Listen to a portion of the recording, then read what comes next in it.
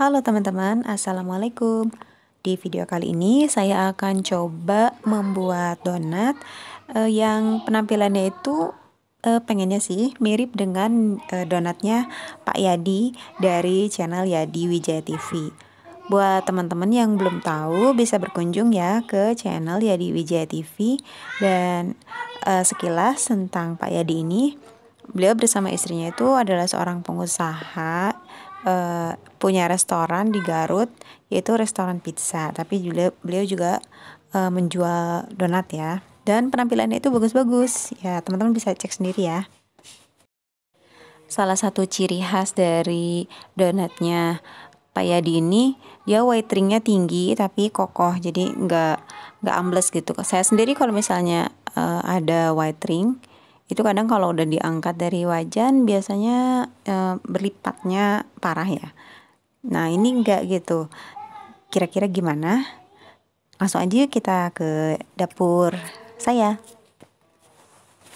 Untuk resepnya saya mengikuti resep ini, tapi ada sedikit perbedaan ya, cuman sedikit sih. Di sini kita lihat ini pengairannya 58,5%.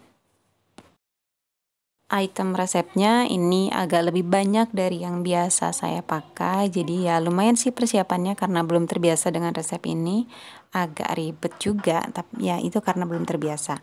Jadi pertama kita siapkan bahan keringnya.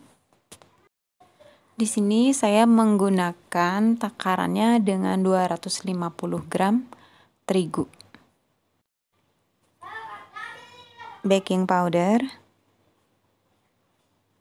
dan ini bread improver. Untuk tahu kita itu perlu atau enggak bread improver, menurut saya itu pertama kita harus pahami dulu tentang gluten pada terigu ya. Jadi kalau kita udah belajar gluten banyak banget yang bisa kita sambungin gitu ya untuk kita pahami. Salah satunya untuk pemakaian bread improver ini gitu. Karena salah satu fungsi bread improver yaitu untuk penguat gluten sebagai rangka donat ya, rangka tubuh donat, dan yang kedua juga sebagai pelunak gluten. Artinya apa? Bisa lebih mudah digigit dan juga seratnya lebih lembut. Oke, untuk gluten sendiri bisa teman-teman lihat ya sedikit ulasannya di video ini. Baik, kita lanjut ya. Jadi nggak apa-apa ya, ini sekilas nanti saya selingi dengan beberapa informasi. Mudah-mudahan bisa membantu teman-teman yang baru belajar tentang donat ini. Sekarang kita masukkan bahan cair, yaitu pertama kuning telur 1 butir. Kemudian ini saya kasih setengah dari telur utuh. Di sini alasannya karena saya lihat di resepnya Pak Yadi itu Pak Yadi pakai baking powder double acting, dimana kan itu 2 kali kerja. Yang saya baca demikian ya. Sebelum pemanasan dia udah kasih volume, sudah kasih apa ya, gas gitu, sudah bereaksi membentuk gas. Kemudian nanti saat pemanasan atau saat digoreng juga sama, membentuk gas juga sehingga menambah volume donat. Nah seperti itu yang saya baca sih. Nah karena saya nggak pakai baking powder double acting, nah asumsi saya sih mungkin bisa kebantu dengan adanya putih telur, karena kan putih telur juga agen pengembang ya kalau saya tahu di Bolu itu.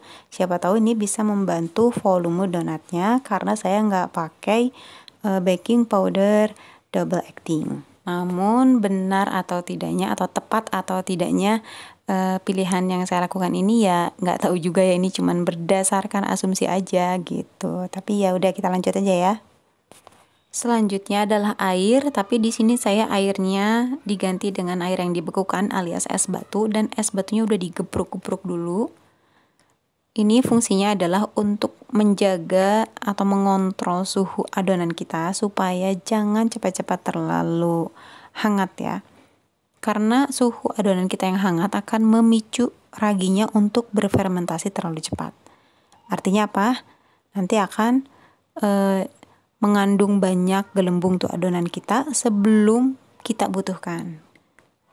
Kapan kita butuh gas hasil fermentasi ragi? Nanti di final fermentation atau fermentasi akhir. Untuk menentukan suhu air untuk adonan kita, teman-teman bisa tonton di video ini yang sudah tayang tentang DDT atau Desired Dough Temperature. Karena ini adonannya cenderung kaku ya, jadi agak berat nih ke mixer.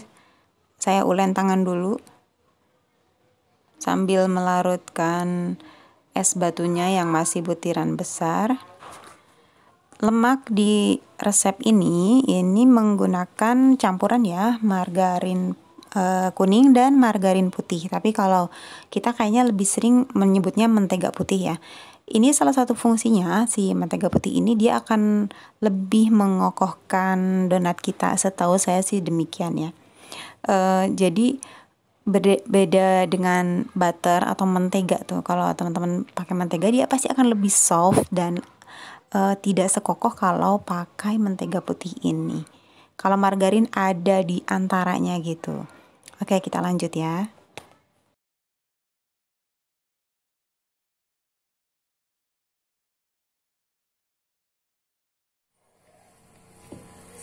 Oke, ini udah 7 menit ya. Jadi dipakai tangan. Sekarang kita bersihkan tangannya pakai scraper. Udah gitu kita lanjut pakai hand mixer ya.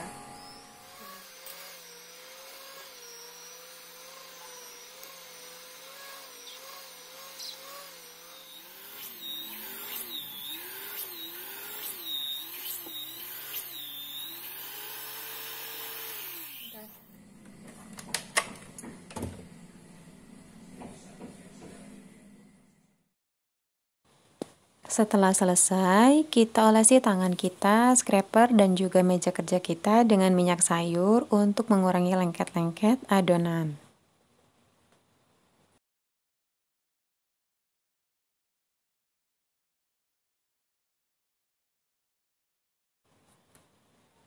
Nah, ini hasil mixerannya yang udah 15 menit pakai mixer, hand mixer, tadi 7 menit pakai tangan.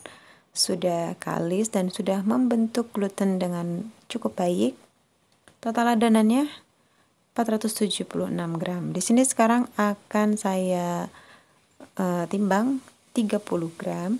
Kalau Pak Yadi itu seingat saya 40 gram ya per adonannya.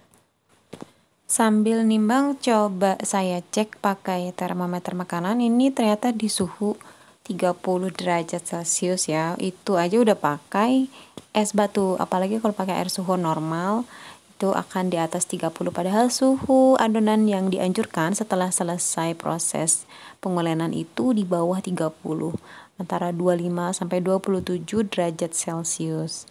Itu yang dianjurkan ya, supaya ya gitu adonannya tuh minim gelembung-gelembung sebelum waktunya.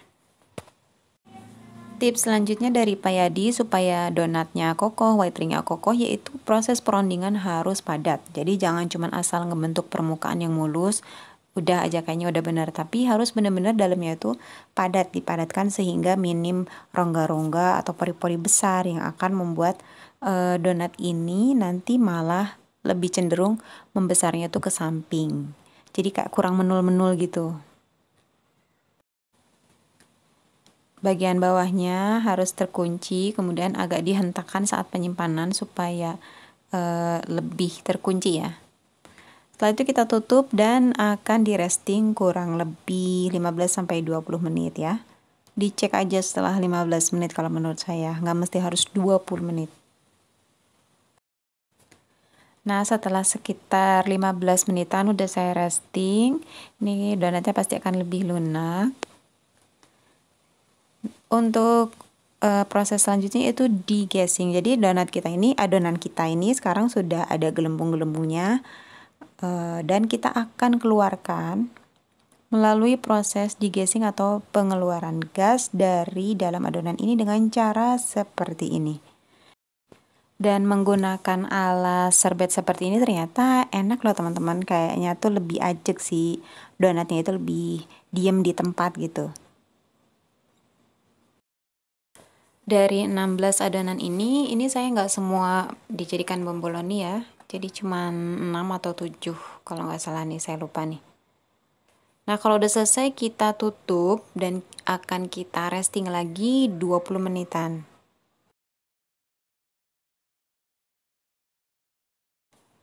Setelah 20 menit resting, kita ambil lagi yang pertama kali tadi digasing, dan sekarang ini masuk fase pembentukan dengan cara dikeluarkan lagi gasnya supaya mungkin ini akan lebih memadatkan dan porinya akan cenderung lebih seragam ya, menurut saya sih seperti itu.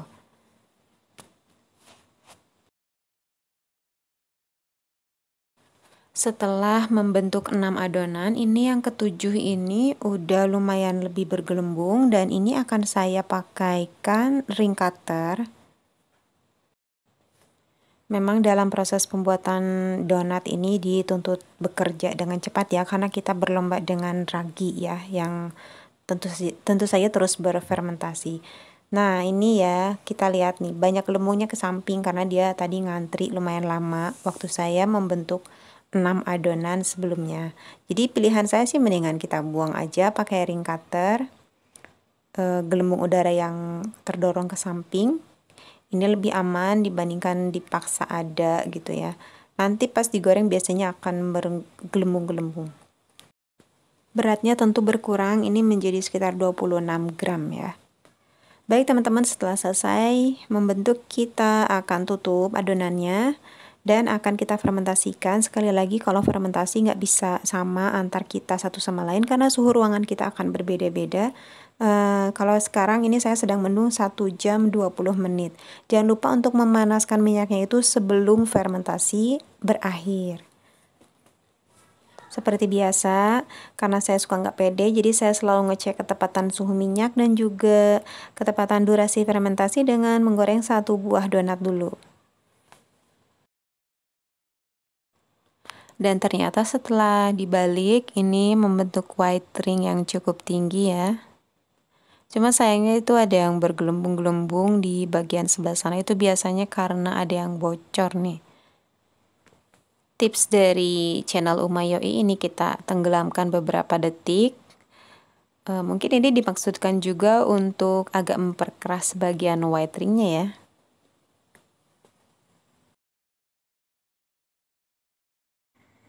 Selanjutnya ini saya langsung masukkan 3 buah. Dan menurut saya ini ada sedikit kesalahan ya, bukan kesalahan banget sih, cuman ada efeknya terhadap ketinggian white ring yang diperoleh.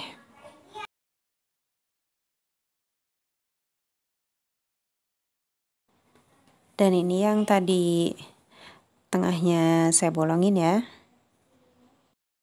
Oke teman-teman, sekarang kita review ya hasil donat yang pertama kali digoreng. Itu ternyata white ringnya memang tinggi dan ini udah 20 menit dari setelah diangkat. Bener berbeda ya dengan yang pernah saya bikin. Ini white ringnya itu lebih kokoh. Setelah 30 menit ternyata menyusut setengah senti, ini jadi 1,5 senti ya. Tapi ini kekurangannya, kalau cetakan saya ini kurang simetris ya, jadi ada yang tinggi dan sedangkan ini bagian ini kecil. Ini pasti dari saat proses pencetakan itu kan ditepuk-tepuk ya, jadi itu mungkin telapak tangannya itu nggak sama menekannya tuh, mungkin bagian mana terlalu menekan, bagian sini pas gitu. Itu adalah suatu hal yang wajar, apalagi jam terbang saya itu kan sangat masih sedikit ya.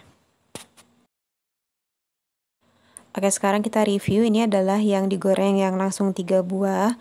Ini white ringnya itu ternyata lebih pendek ya, sekitar 1 cm. Dan ini kenapa? Menurut saya sih mungkin karena pas masukin itu kan langsung 3. Jadi, dan saya tuh setel tuh di api kecil ya, si kompornya api kecil, dan saat masuk 3 butir sekaligus, ini saya pikir menurunkan suhu minyaknya turunnya agak cepat gitu. Dan jadi suhu minyak yang menurun itu kurang bisa mengangkat volume si donat ini gitu. Padahal kan gas yang ada dalam adonan ini perlu suhu yang pas untuk bisa mengembang secara maksimal. Jadi memang pengetahuan dan pengalaman yang banyak dalam pengaturan suhu kompor ini memang harus dimiliki oleh seorang baker ya. Kalau saya ya namanya baking rumahan ya, kadang main feeling-feelingan aja gitu ngatur api kompornya. Kalau ini yang bolong di bagian tengahnya ini 1,5 cm hasil white ringnya, dan ini lebih presisi ya, lebih rata gitu white ringnya, nggak tinggi sebelah. Dan salah satu parameter bagus atau enggaknya si donat itu sama ya dengan roti, dia mempunyai efek springy atau saat kita tekan dia akan kembali ke bentuk semula, menandakan glutennya itu kokoh dan bagus lah gitu.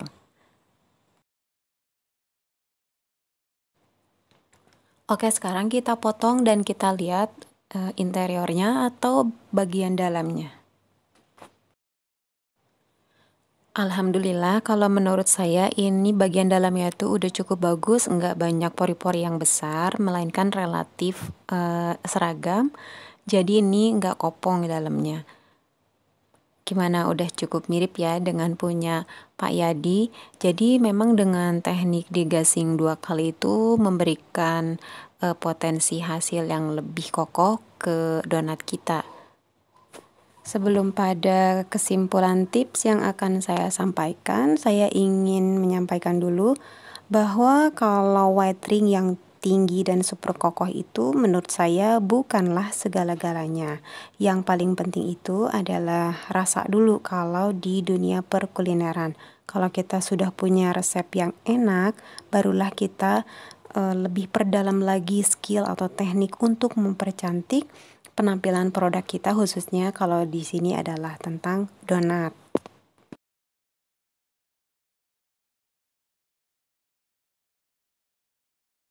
Baik teman-teman, sekian dulu video kali ini, semoga bisa bermanfaat. Terima kasih sudah menonton, sampai jumpa di episode selanjutnya. Wassalamualaikum warahmatullahi wabarakatuh.